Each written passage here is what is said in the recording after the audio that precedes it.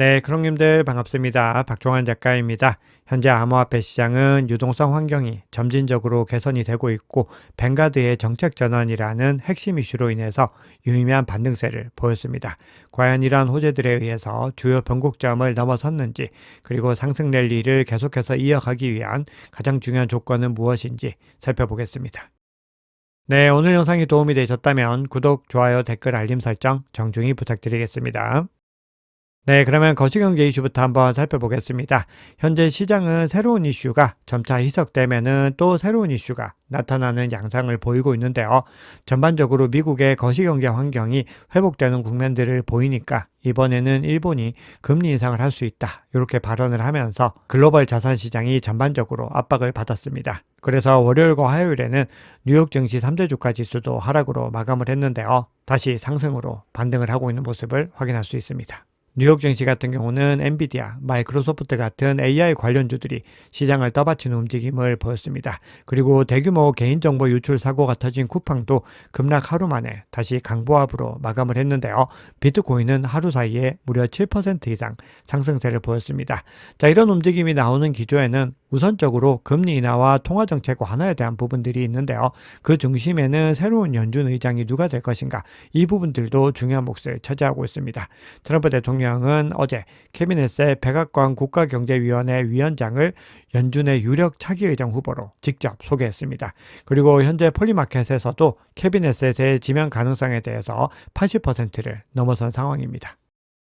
네, 현재 12월 금리 인하 가능성은 89%까지 올라가면서 90%에 육박하고 있습니다. 그리고 오늘 밤에는 ADP 비농업 부분 고용 변화와 S&P의 서비스 구매 관리자 지수, 그리고 ISM의 비제조업 구매자 지수가 발표가 됩니다. 특히 이 세 가지 모두 다 중요하지만 그 중에서도 고용을 직접적으로 확인할 수 있는 ADP 비농업 부분 고용 변화를 주목해야 되는데요.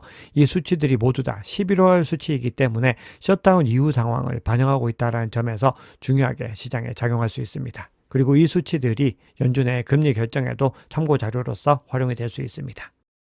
네, 현물 ETF 흐름 간단하게 살펴보겠습니다. 비트코인 현물 ETF는 4거래일 연속 순유입으로 마감을 했는데 순유입 규모 자체가 굉장히 많이 줄어든 것을 확인할 수 있습니다. 그리고 블랙락에서는 순유출이 2거래일 연속으로 이어졌습니다. 반면에 이더리움 같은 경우는 5거래일 연속 순유입세를 이어가다가 6거래일 만에 순유출로 전환을 했습니다. 반면에 블랙락 같은 경우는 순유입세를 보였습니다. 네, 그러면 온체인 지표 통해서 시장에서 어떤 상황들이 일어나고 있는지 조금 더 깊이 있게 살펴보겠습니다. 자, 먼저 첫 번째로는 매수 압력이 나타나고 있는 추이들을 살펴볼 텐데요. 테이커라고 해서 시장가 주문으로 즉시 체결하는 참여자들의 매수세가 크게 늘어나는 국면들을 확인할 수 있습니다. 보시면은 네테이커 볼륨이 이렇게 단기적으로 급등하는데요. 이 수치는 25시간 이동 평균 기준으로 5천만 달러를 기록을 하면서 10월 2일 이후로는 가장 높은 수치를 보였습니다. 그만큼 공격적인 매수세가 들어왔다는 의미인데요. 이런 수요 기조와 더불어서 거래소로 유입된 거래 물량이 크게 감소한 국면도 확인할 수 있는데요. 거래소로 유입되는 거래 물량이 1700BTC로 크게 줄어든 것을 볼 수 있습니다. 2023년 이후로는 최저치를 보이고 있습니다.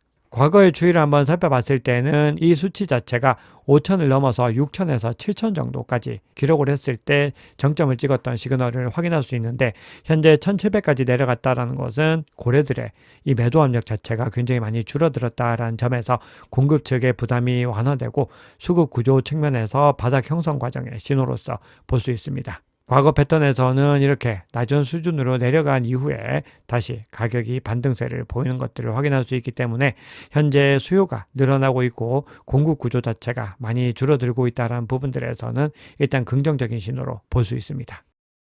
네, 그런데 추가적인 시그널들을 한번 살펴봤을 때는 아직까지는 방향성이 확실하게 정해지지 못한 모습들이 포착이 되고 있는데요. 최근에 시장이 반등세를 보이고 있음에도 무기한 선물 시장에서는 명확한 방향성이 포착이 되지 않고 있습니다.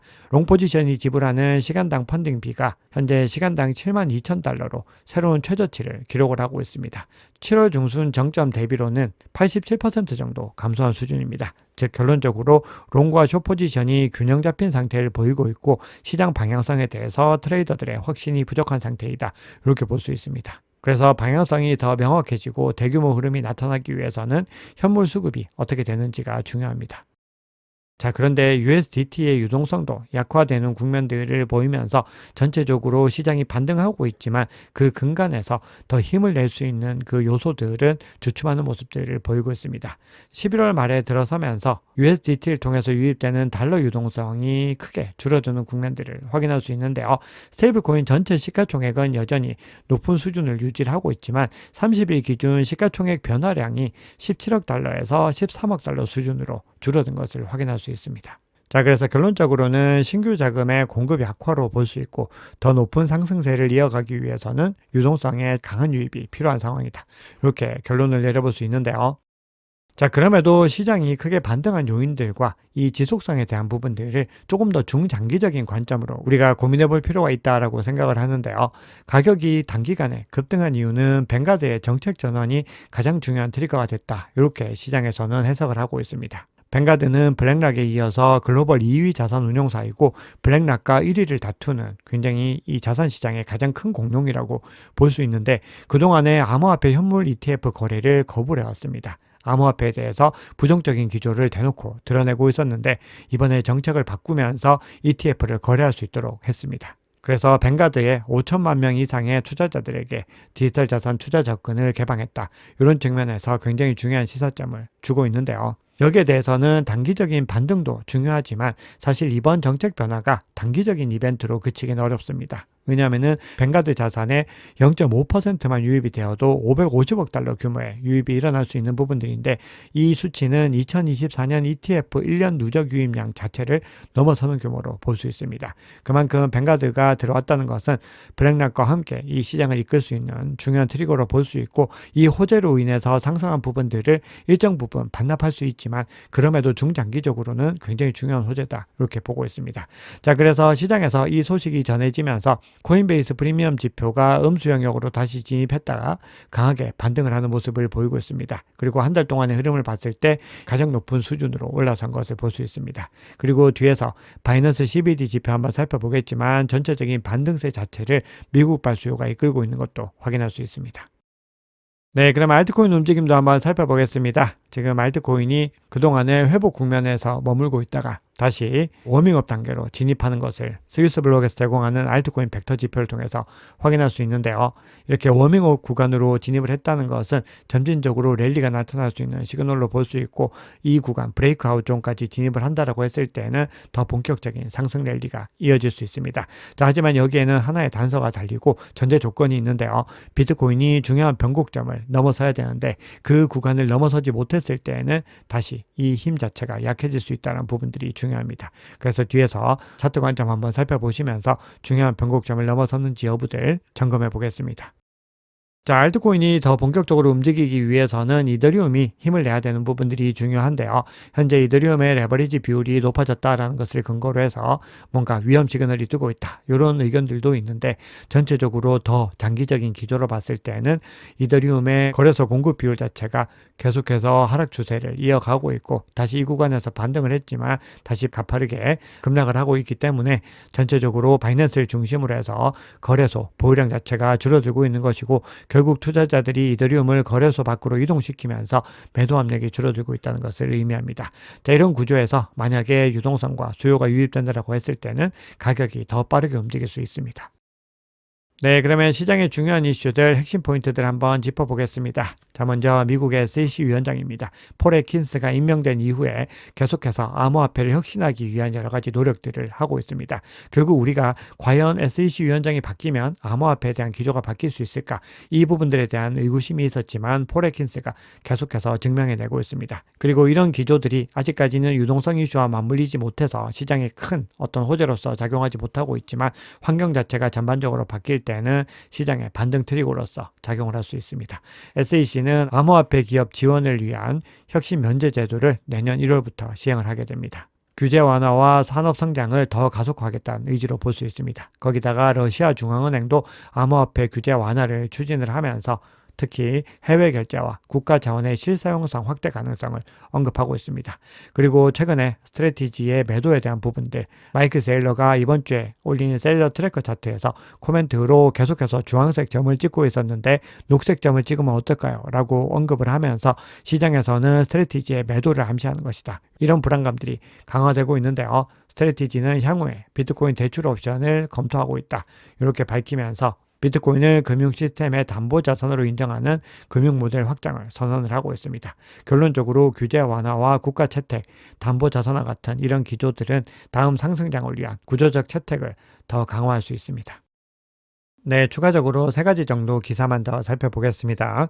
비트와이즈가 월간 보고서를 통해서 글로벌 M2가 사상 최대치를 기록하고 있지만 그럼에도 비트코인은 계속해서 약세 국면을 보이고 있는데 비트코인은 통화 공급 대비 66% 저평가된 상태이고 금은 오히려 75% 고평가된 상태다. 이렇게 이야기를 하고 있습니다. 그러면은 저평가된 자산과 고평가된 자산 중에서 어떤 자산에 투자해야 되는지는 답이 명확하다고 생각을 합니다.